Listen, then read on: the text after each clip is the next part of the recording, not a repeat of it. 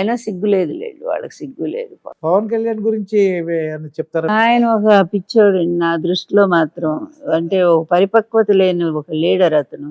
ఆయన ఇప్పుడు deputy CM అండి మనకి. ఎవరైతే ఏం లేండి, ఇప్పుడు ఏ స్థానంలో ఉంటే ఏమైంది? అవునండి.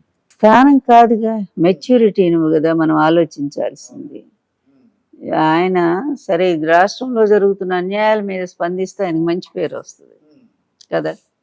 ఇన్ని కళ్ళ ముందు ఓ మహిళల పక్షాన్ని నేను ఉంటానన్నాడు. 30,000 మంది మరి ఉమెన్ ట్రాఫికింగ్ జరిగిందన్నాడు.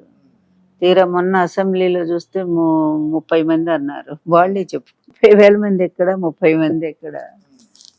ఇట్లా ఇష్టం వచ్చినట్టు ఒక అబద్ధాల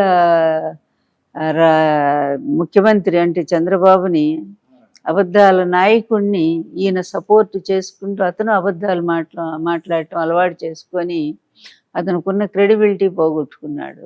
ఇప్పుడు మరొక వేషం అంతే. ఫస్ట్ ఏమో ఆయన ఎవరు, చేగువేరా శిష్యుడు అన్నాడు. ఆ తర్వాత కమ్యూనిస్టులు అన్నాడు, అది పోయింది. మాయావతి అన్నాడు, అది పోయింది. ఇలా రోజుకో పార్టీ, రోజుకో వ్యక్తుల్ని ఆదర్శం అని చెప్పుకునేవాళ్ళు చివరికి ఎవరు ఆదర్శమో కూడా చెప్పుకోలేని స్థితిలో ఉండిపోతారు. అందుకని అతను అమాయకుడు అని అంటున్నాను. నిజమైనటువంటి హిందువులారా, తెలుగు హిందువులారా, బంగ్లాదేశ్లో చిన్మయ కృష్ణదాస్ ప్రభుని అరెస్ట్ చేసి అక్రమంగా యోనస్ అనే పోరంబోకు బంగ్లాదేశ్ గవర్నమెంట్, వాడేదో పెద్ద గొప్పోడని మన దేశాన్ని తీసుకొచ్చి వాడికి ఏదో అవార్డు అది ఇచ్చారు. వాడి ప్రభుత్వం ఏముంది, ఆయన అరెస్ట్ చేశారు. ఎందుకు అరెస్ట్ చేశారు తెలుసా? ఆయన మైనారిటీల హక్కుల కోసం, హిందువుల కోసం మాట్లాడాడు. మన దేశంలో పాలస్తీనా కోసం మాట్లాడే వాళ్ళు ఉంటారు, జెండాలు పట్టుకుని ర్యాలీలు చేసి కొవ్వొత్తులు ర్యాలీ చేసేవాళ్ళు ఉంటారు. కానీ హిందువుల కోసం మాట్లాడేవాళ్ళు ఉండరు.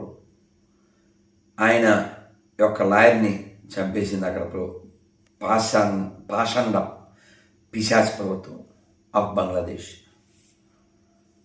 ఇక్కడ సెలబ్రిటీస్లో, పొలిటీషియన్స్లో ఒక్కళ్ళే మాట్లాడారు, దమ్మున్న మగాడు పవన్ కళ్యాణ్ అని ఒక్కడే. మిగిలిన సెలబ్రిటీస్కి అక్కర్లేదు, మిగిలిన హిందువులకి అక్కర్లేదు. నిన్న రాత్రి